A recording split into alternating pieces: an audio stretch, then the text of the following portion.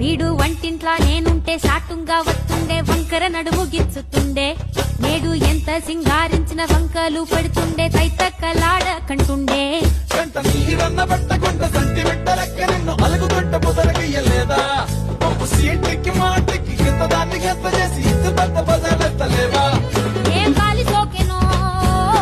నిన్నెత్తి తిరిగెనో పాత బట్టనేమో చేతనైతలేదో ఉల్టా నన్నిట్ల మంది ముంగట్ల బదనం చేస్తలే